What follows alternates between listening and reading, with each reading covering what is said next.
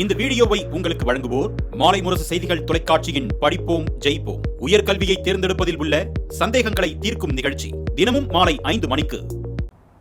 வணக்கம். ஃபோஸ்டர்ஸ் ஹெட்கியர் வழங்கும் தமிழ்நாடு 360க்கு உங்களை வரவேற்பது நான் அருணேஸ்வர். தமிழகத்தில் உள்ள அனைத்து மாவட்ட நிகழ்வுகளையும் விரிவாக பார்ப்பதற்கு முன் முதலில் தலைப்புச் செய்திகளை பார்க்கலாம். பொன்னமராவதி அருகே விவசாய இலவச மின்சாரத்திற்கு உத்தரவு கிடைத்தும் மின்சாரம் வழங்கப்படாததால் விவசாயத்தை தொடர முடியாத நிலை. விவசாயத்தை கைவிட்டு பரோட்டா கடையில் வேலை செய்து வரும் அவலம். கொடைக்கானலில் 400 ஆண்டுகளாக சாலை வசதி இல்லாத வெள்ளக்கெவி மலை கிராமம். மாலை முரசு செய்தி எதிரொலியாக முதற்கட்டமாக ரேஷன் பொருட்கள் நேரடியாக சென்று விநியோகம். கிராம மக்கள் உற்சாகம்.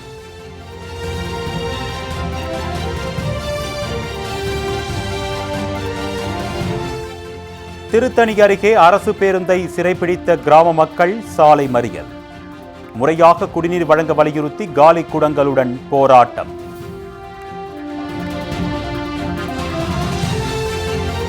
நீலகிரி மாவட்டம் உதகையில் ஒருங்கிணைந்த சுற்றுலா பேருந்து சேவை அறிமுகம். ஒரே டிக்கெட்டில் நாள் முழுவதும் அனைத்து இடங்களையும் சுற்றி பார்க்கும் வகையில் ஏற்பாடு. மாவட்ட ஆட்சியர் அறிவிப்பு.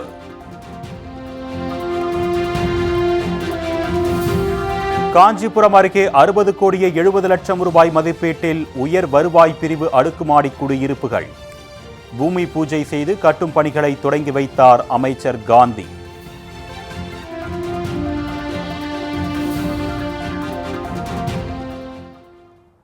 இனி விரிவான செய்திகளை பார்க்கலாம். பொன்னமராவதி அருகே விவசாய இலவச மின்சாரத்திற்கு உத்தரவு கிடைத்தும் மின்சாரம் வழங்கப்படாததால் விவசாயத்தை கைவிட்டு பரோட்டா கடையில் வேலை செய்து வருவதாக விவசாயிகள் வேதனை தெரிவித்துள்ளனர். புதுக்கோட்டை மாவட்டம் பொன்னமராவதி அருகே உள்ள கொன்னையம்பட்டியைச் சேர்ந்த பெரியசாமி என்பவருக்கு 4 ஏக்கர் நிலம் மற்றும் போர்வெல் இருந்த நிலையில் விவசாயத்திற்கான இலவச மின்சாரம் கேட்டு விண்ணப்பித்திருந்தார். இதனிடையே கொரோனா காலகட்டத்தில் அவர் உயிரிழந்த நிலையில் பெரியசாமி விண்ணப்பித்திருந்த இலவச மின்சாரத்திற்கு மின்சார வாரியத்தில் இருந்து உத்தரவு வந்துள்ளது. ஆனால் அவர் உயிரிழந்து விட்டதால் அவரது மகன் பெயருக்கு இலவச மின்சாரம் வழங்க முடியாது என்றும் பட்டா மாறுதல் செய்தால் மட்டுமே மின்சாரம் வழங்குவதாக கூறி அந்த உத்தரவை திருப்பி அனுப்பியுள்ளனர். இதனைத் தொடர்ந்து தந்தை பெயரில் இருந்த நிலத்தை பெரியசாமியின் மகன் பெரியய்யா தனது பெயருக்கு மாற்றி பட்டா மாறுதல் செய்துள்ளார். ஆனால் அதன் பின்னரும் மின் இணைப்பு வழங்காததால் விவசாயம் செய்ய முடியாமல் தவித்து வரும் பெரியசாமி குடும்பத்தினர் தற்பொழுது விவசாயத்தை முழுமையாக கைவிட்டு பரோட்டா கடையில் வேலை செய்வதாக வேதனை தெரிவிக்கின்றனர். போர் போட்டு கரண்ட்டுக்கு எழுதி கொடுத்ததில் ஒரு 10 வருஷம் 15 வருஷம் ஆச்சு. நாங்கள் போர் போட்டு எங்கள் மாமனார் செஞ்சார். கரண்ட்டுக்கு எழுதி கொடுத்து அவர் கொரோனா டயத்தில் இறந்து போயிட்டார். அந்த டயத்தில் கரண்ட்டு எங்களுக்கு வந்த கரண்ட்டை அவர் பேர் இறந்து போயிட்டாருன்னொடனே பட்டா மாற்றி எங்கள் வீட்டுக்கு வர்ற பேரில் கொடுத்தாத்தே நாங்கள் கரண்ட் கொடுப்போம்னு சொன்னாங்க. அதையும் நாங்கள் மாற்றி திருப்பி கொடுத்தோம். இது வரைக்கும் 3 வருஷத்துக்கு ஆயிடுச்சு. இன்ன வரைக்கும் எதுவுமே ஹெல்ப் பண்ணவே இல்லை. அதனால் எங்கள் காடு கரையெல்லாம் அப்படி சும்மா தரிசாக கிடக்குது. சாப்பாட்டுக்கு ரொம்ப கஷ்டமாக இருக்குது. எங்களுக்கு ரொம்ப இது ஏதாவது ஒரு ஹெல்ப் பண்ணி இதை பண்ணி கொடுக்கணும். சாதாரண மின் கட்டணத்தில் விவசாயம் செய்தால் 5000 ரூபாய்க்கு மேல் கரண்ட் பில் வருவதால் நிலம் இருந்தும் விவசாயம் செய்ய முடியவில்லை என்று கூறும் இவர்கள் தங்களுக்கு இலவச மின்சாரம் வழங்கி தங்களையும் விவசாயத்தையும் பாதுகாக்க வேண்டும் என்று கோரிக்கை விடுக்கின்றனர். கொரோனா டயத்தில் எங்கள் வீட்டுக்காரர் இறந்து வந்தார். அவர் மேலே இருந்த பட்டாவை பையன் பேருக்கு மாற்றினாத்தேன் கொடுப்போம் அப்படின்னா சரி பையன் பேருக்கும் மாற்றி கொடுத்து 3 வருஷம் ஆயிடுச்சு. இது வரைக்கும் வரல. போடாமல் தரிசாக கிடக்குது. நாங்கள் ஒன்றுமே வழி இல்லாமல் ரேஷன் கடையில் அரிசி வாங்கி சாப்பிட்டோம். எங்கள் பையன் அந்த சாப்பாடு முடிக்கலைன்னு போய் எங்கள் பரோட்டா கடையில் வேலை பார்த்துக்கிட்டு இருக்கிறேன். கூலி வேலை பார்த்துக்கிட்டு.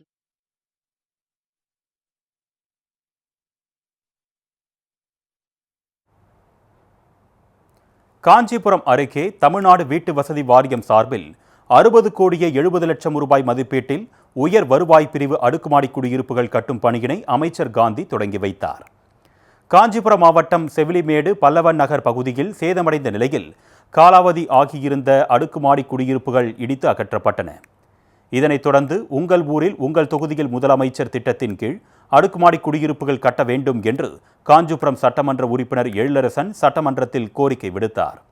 இதனைத் தொடர்ந்து தமிழ்நாடு வீட்டு வசதி வாரியம் சார்பில் அடுக்குமாடி குடியிருப்புகள் கட்ட தமிழக அரசு உத்தரவிட்ட நிலையில் 60,70,00,000 ரூபாய் மதிப்பீட்டில் 12 தளங்களுடன் 3 படுக்கையறை கொண்ட 35 வீடுகளும் 2 படுக்கையறை கொண்ட 48 வீடுகளும் என மொத்தம் 83 உயர் வருவாய் பிரிவு வீடுகள் கட்ட திட்டமிடப்பட்டது. இதனைத் தொடர்ந்து கட்டுமான பணிக்கான பூமி பூஜை நடைபெற்றது. இதில் கைத்தறித்துறை அமைச்சர் காந்தி கலந்து கொண்டு அடிக்கல் நாட்டி கட்டுமான பணிகளை தொடங்கி வைத்தார். இந்நிகழ்ச்சியில் மாவட்ட ஆட்சியர் கலைச்செல்வி மோகன், சட்டமன்ற உறுப்பினர் எழிலரசன், மேயர் மகாலட்சுமி யுவராஜ் உள்ளிட்டோர் பங்கேற்றனர்.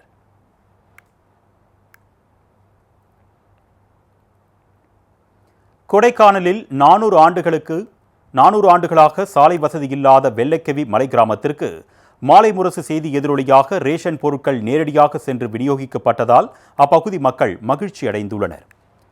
திண்டுக்கல் மாவட்டம் கொடைக்கானலில் அமைந்துள்ளது வெள்ளக்கெவி கிராமம். இந்த கிராமத்திற்கு செல்ல பாதை வசதி என்பது பெயர் அளவிற்கு கூட கிடையாது.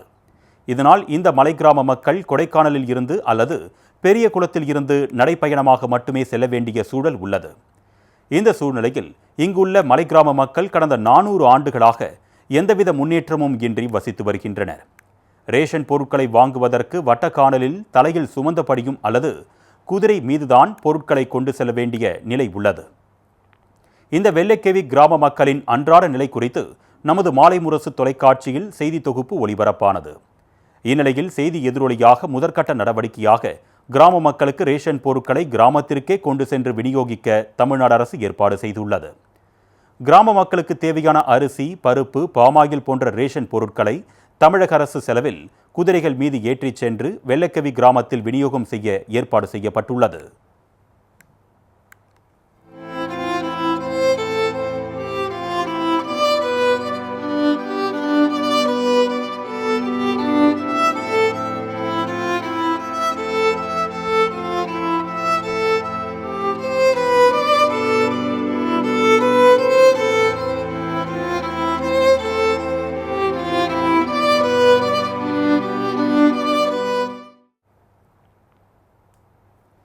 அத்துடன் பெரியகுளம் வழியாக ஆற்றுப்பாலம் அமைக்கும் பணியும் தற்பொழுது தொடங்கியுள்ளது. மேலும் சாலை அமைக்கும் பணிகளுக்கு டெண்டர் விடப்பட்டு 36 கோடியில் 3 கிலோமீட்டர் சாலை அமைக்க உள்ளதாகவும் விரைவில் பூமி பூஜை செய்ய உள்ளதாகவும் கொடைக்கானல் நகரமன்ற தலைவர் செல்லதுரை தெரிவித்தார். மாலை முரசு தொலைக்காட்சியின் தொடர் ஒளிபரப்பு காரணமாக வெள்ளக்கெவி கிராமத்திற்கு பாதை, பாலம், ரேஷன் பொருட்கள் வர இருப்பதால் அப்பகுதி மக்கள் மகிழ்ச்சியடைந்ததுடன் மாலை முரசு தொலைக்காட்சிக்கு நன்றி தெரிவித்துக் கொண்டனர்.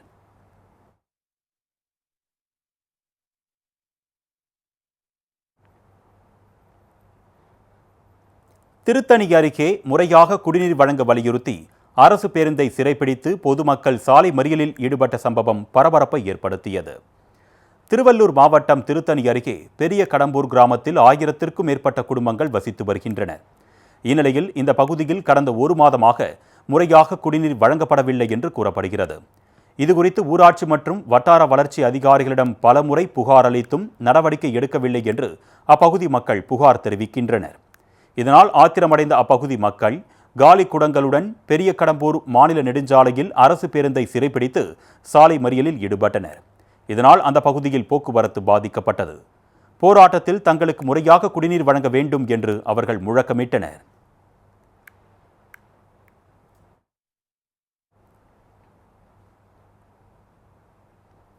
உதகையில் குறைந்த கட்டணத்தில் அனைத்து சுற்றுலா தலங்களையும் சுற்றி பார்க்கும் வகையில் ஒருங்கிணைந்த பேருந்து சேவையை மாவட்ட ஆட்சியர் லட்சுமி பவ்யா தண்ணீரு அறிவித்துள்ளார்.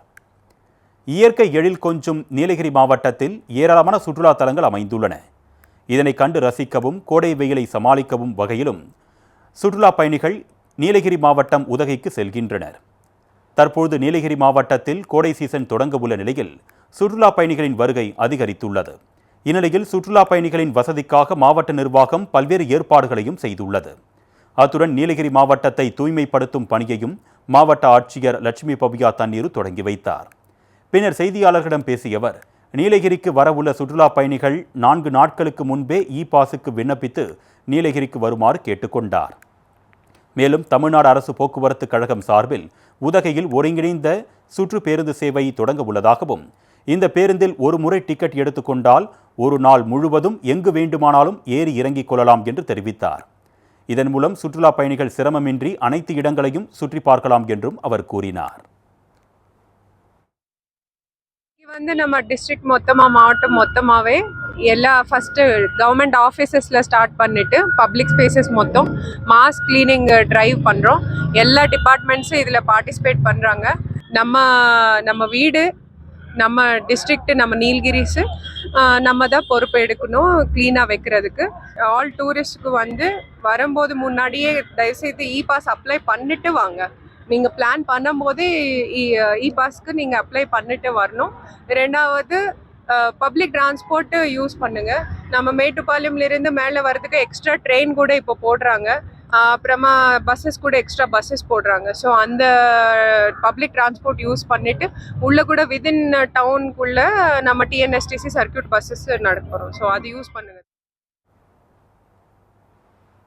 தொடர் விடுமுறையையொட்டி ஏற்காட்டில் சுற்றுலா பயணிகள் குவிந்து வரும் நிலையில் பிளாஸ்டிக் பயன்பாட்டை தவிர்க்குமாறு அடிவாரம் பகுதியில் மஞ்சள் பை கொடுத்து விழிப்புணர்வு ஏற்படுத்தப்பட்டது. பள்ளிகளுக்கு கோடை விடுமுறை அளிக்கப்பட்டிருப்பதால் சேலம் மாவட்டம் ஏற்காட்டிற்கு வரும் சுற்றுலா பயணிகளின் எண்ணிக்கை நாளுக்கு நாள் அதிகரித்து வருகிறது. இந்நிலையில் தற்பொழுது புனித வெள்ளி, வார விடுமுறை நாட்கள் என தொடர்ந்து 3 நாட்கள் விடுமுறை என்பதால் அதிக அளவில் சுற்றுலா பயணிகள் ஏற்காட்டிற்கு படையெடுத்து வருகின்றனர். ஏற்காட்டிற்கு வரும் சுற்றுலா பயணிகளின் வாகனங்கள் அடிவாரம் பகுதியில் சோதனை செய்யப்பட்டு அரசால் தடை செய்யப்பட்ட பிளாஸ்டிக் பொருட்கள் உள்ளதா என்று கண்காணிக்கப்படுகிறது. இந்நிலையில் சுற்றுலா பயணிகள் கொண்டு வரும் பொருட்களை பத்திரமாக கொண்டு செல்லும் வகையிலும் பிளாஸ்டிக் பொருட்களை பயன்பாட்டை தடுக்கும் வகையிலும் தன்னார்வலர்கள் சார்பில் சுற்றுலா பயணிகளுக்கு மஞ்சப்பை வழங்கப்பட்டு வருகிறது. இந்த நிகழ்ச்சியில் மாவட்ட ஆட்சியர் பிருந்தாதேவி கலந்து கொண்டு சுற்றுலா பயணிகளுக்கு விழிப்புணர்வை ஏற்படுத்தும் வகையில் இலவசமாக மஞ்சள் பைகளை வழங்கினார். அத்துடன் ஏற்காட்டை தூய்மையாக வைத்துக் கொள்ள ஒத்துழைக்குமாறும் அவர் கேட்டுக்கொண்டார்.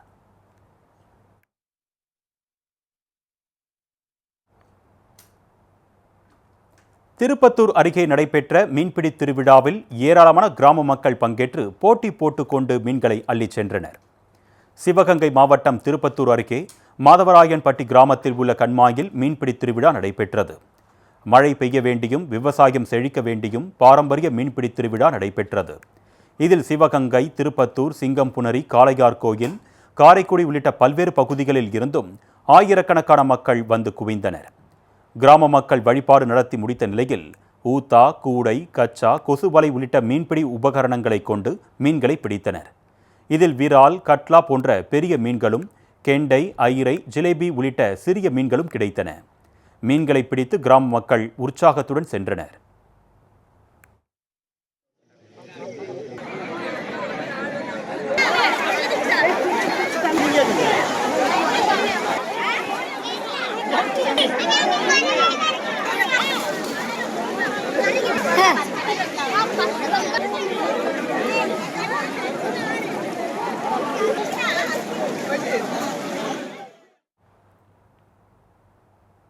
வரலாற்று புராதன சின்னமான தரங்கம்பாடி டேனிஷ் கோட்டையில் உலக மரபு தின விழாவையொட்டி வரும் 24ஆம் தேதி வரை சுற்றுலா பயணிகள் இலவசமாக கண்டுகளிக்க ஏற்பாடு செய்யப்பட்டுள்ளது.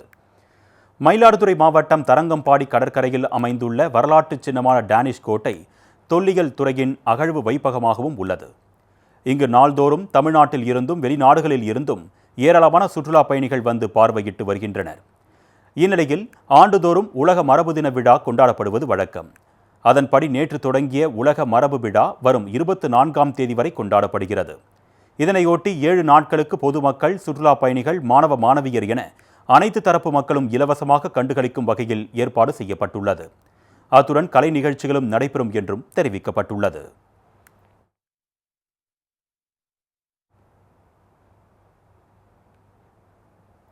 போச்சம்பள்ளி அருகே பறவைகளை வேட்டையாடும் நபர்கள் மீது நடவடிக்கை எடுக்க வேண்டும் என்று சமூக ஆர்வலர்கள் கோரிக்கை விடுத்துள்ளனர்.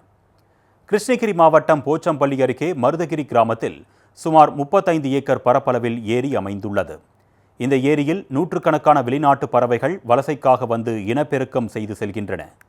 இந்நிலையில் பறவை இனம் குறைந்து வரும் நிலையில் சிலர் வேட்டையாடி வருவதாக புகார் தெரிவிக்கும் சமூக ஆர்வலர்கள் இது பற்றி வனத்துறைக்கு தகவல் தெரிவித்தனர்.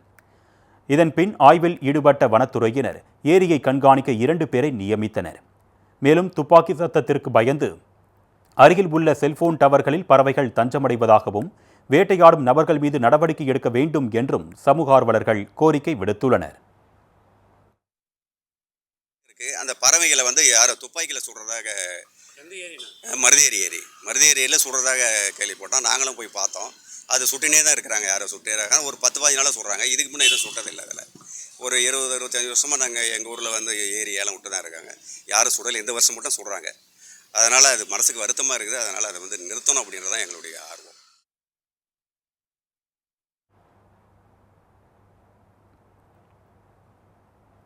ஃபோஸ்டர்ஸ் ஹெட்கியரின் தமிழ்நாடு 360யில் அடுத்து வருவது உங்கள் ஊர் நிகழ்வுகளை விரைவாக வழங்கும் உள்ளூர் எக்ஸ்பிரஸ்.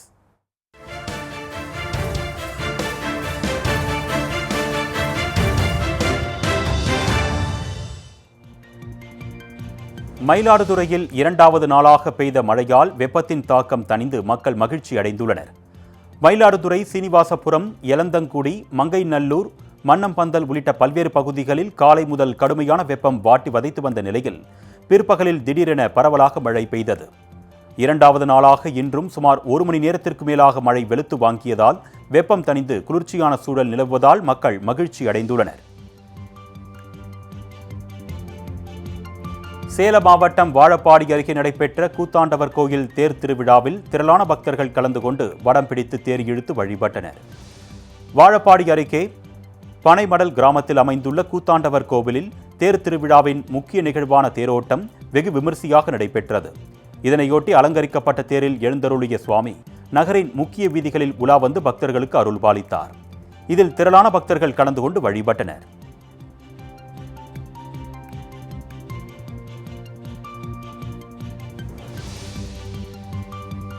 திருப்பத்தூர் மாவட்டம் ஜோலார்பேட்டை அருகே விஸ்வரூப பக்த ஆஞ்சநேயர் ஆலயத்தில் மகா கும்பாபிஷேக விழா வெகு விமரிசையாக நடைபெற்றது. முன்னதாக 4 கால யாக பூஜைகள் நடைபெற்ற நிலையில் 22 அடி உயர ஆஞ்சநேயர் சிலைக்கு சிறப்பு அலங்காரம் செய்யப்பட்டது. இதனைத் தொடர்ந்து பிரம்மாண்ட ஆஞ்சநேயர் சிலை மீது புனித நீர் ஊற்றப்பட்டு மகா கும்பாபிஷேகம் நடைபெற்றது. இந்த விழாவில் திரளான பக்தர்கள் கலந்து கொண்டு சுவாமி தரிசனம் செய்தனர்.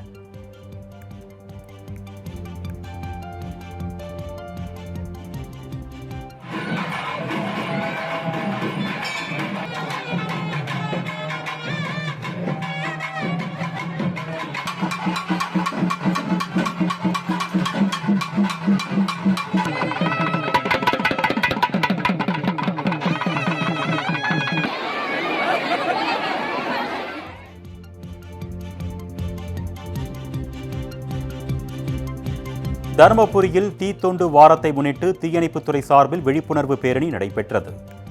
தமிழ்நாடு தீயணைப்பு மற்றும் மீட்புத்துறையில் பணியின் போது உயிரிழந்த 33 வீரர்களுக்கு ஆண்டுதோறும் ஏப்ரல் மாதம் 14ஆம் தேதி முதல் ஒரு வாரம் தீத்தொண்டு வாரமாக அனுசரிக்கப்படுகிறது. தருமபுரி மாவட்ட தீயணைப்புத்துறை வீரர்கள் தீத்தொண்டு நாள் நினைவு தூணுக்கு மலர் வளையம் வைத்து அஞ்சலி செலுத்தினர். இதனைத் தொடர்ந்து பொதுமக்களுக்கு விழிப்புணர்வு ஏற்படுத்தும் விதமாக ஆட்சியர் அலுவலகம், கருவூல காலனி, செந்தில் நகர், இலக்கியம்பட்டி உள்ளிட்ட இடங்களில் விழிப்புணர்வு பேரணி நடைபெற்றது.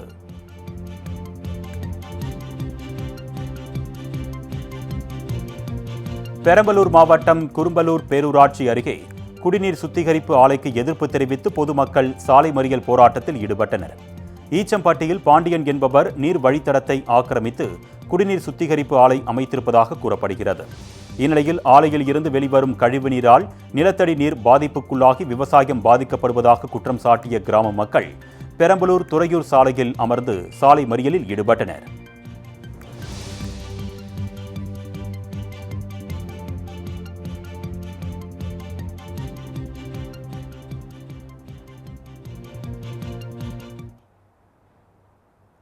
ஃபோஸ்டர்ஸ் ஹெட்கியர் வழங்கும் தமிழ்நாடு 360யில் மாவட்டங்களில் நடைபெற்ற விளையாட்டு செய்திகளை வழங்க வருகிறது விளையாட்டுக் களம்.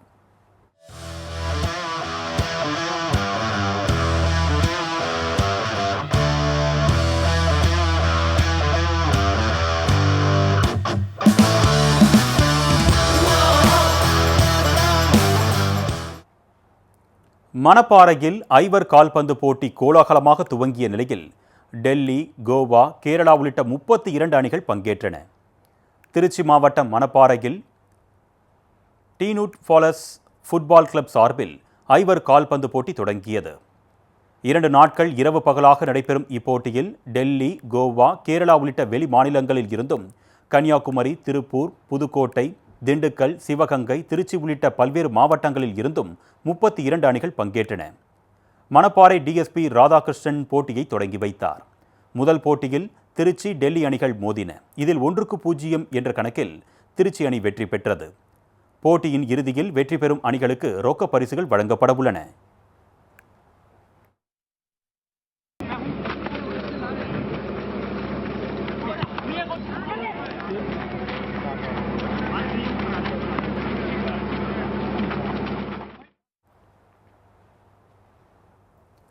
திருப்பத்தூர் அருகே நடைபெற்ற மாட்டு வண்டி பந்தயத்தில் ஒரு வண்டியில் 3 மாடுகள் சேர்ந்து ஓடியதை பொதுமக்கள் வியப்புடன் கண்டுகளித்தனர்.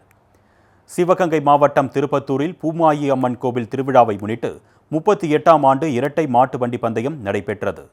திருப்பத்தூர் சிவகங்கை தேசிய நெடுஞ்சாலையில் இந்த போட்டியில் நடு மாடு, பூஞ்சீட்டு, பெரிய மாடு, சின்ன மாடு என 4 பிரிவுகளில் பந்தயம் நடத்தப்பட்டது. இதில் திருச்சி, சிவகங்கை, மதுரை, புதுக்கோட்டை, தஞ்சாவூர், ராமநாதபுரம் உள்ளிட்ட பல்வேறு மாவட்டங்களைச் சேர்ந்த 48 ஜோடி மாடுகள் பங்கேற்றன.